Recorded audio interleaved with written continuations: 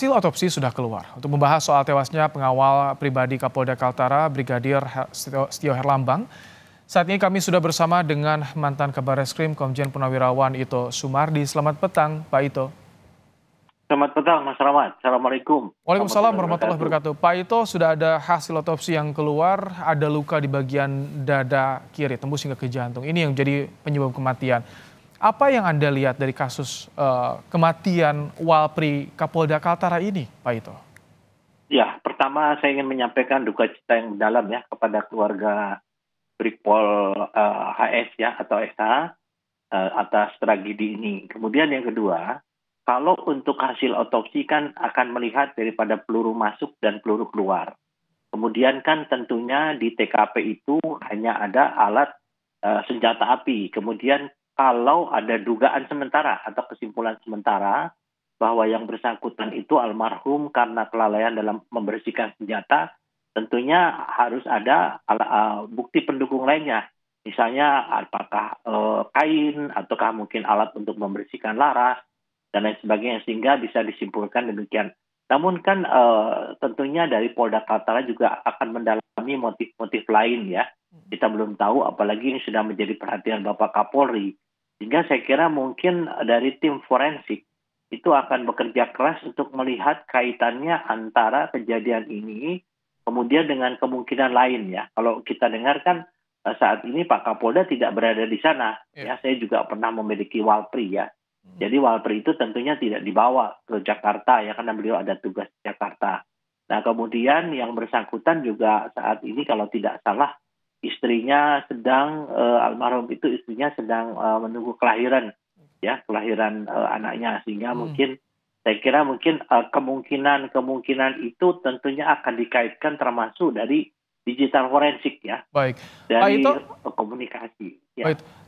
Tadi Pak Kapolri sudah memberikan atensinya, meminta diusut tuntas. Bisa dipertanggungjawabkan apakah ini ada dugaan lain sehingga Kapolri sampai bicara seperti ini, statementnya seperti ini tegas? Ya, tentunya kan ada kecurigaan dari pihak keluarga. Makanya akan dilakukan otopsi ulang kembali di Rumah Sakit Bayangkara Semarang ya sebelum dimakamkan.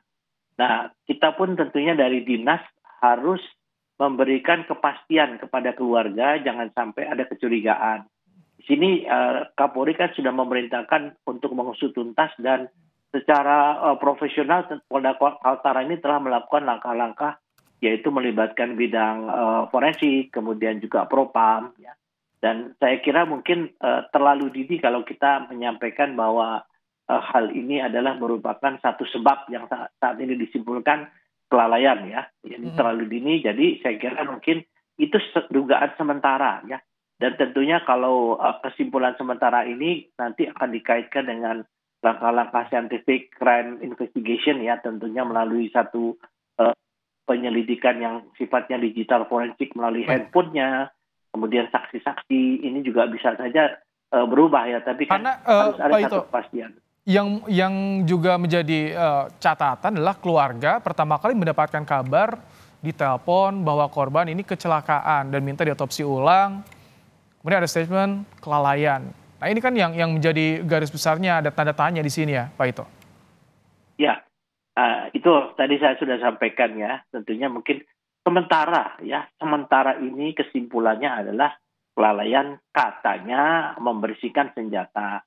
Kalau saat membersihkan senjata tentunya harus ada bukti lain yang pendukung bahwa yang almarhum sedang membersihkan senjata. Ini adalah merupakan satu ranah dalam proses penyidikan. Saya juga tidak tahu karena tentunya yang paling tahu adalah daripada personil Polda Kaltara yang saat ini sedang melakukan penyelidikan. Tapi dengan ada atensi dari Pak Kapolri, Bapak Kapolri, saya kira tidak ada hal-hal yang akan disembunyikan. Kita ingatlah kasus yang lalu-lalu ya itu tidak Pak Kapolri sangat transparan dan ini pun juga tentunya harus memberikan satu kepastian kepada pihak keluarga almarhum. Baik, ya. Pak Ito, kalau tadi disinggung oleh kriminolog, jika inventaris senjata dinas ya, jadi sudah mengenal bagaimana karakter senjatanya HS9 korban ini. Biasanya ketika membersihkan itu seperti apa kalau sudah mengenal karakter senjatanya? Karena sampai ada luka yang menembus ke tubuhnya sendiri itu kan bagaimana mengarahkannya ketika membersihkan Pak Ito? Ya, saya pernah mengalami ya Mas Rahmat ya, di mana saya kan lama memegang senjata. Pada saat saya mengosongkan senjata itu, biasa saya melakukan penembakan kosong ke atas. Ternyata masih ada pelurunya, kaget saya. Dan itu di waktu saya di Jawa Tengah.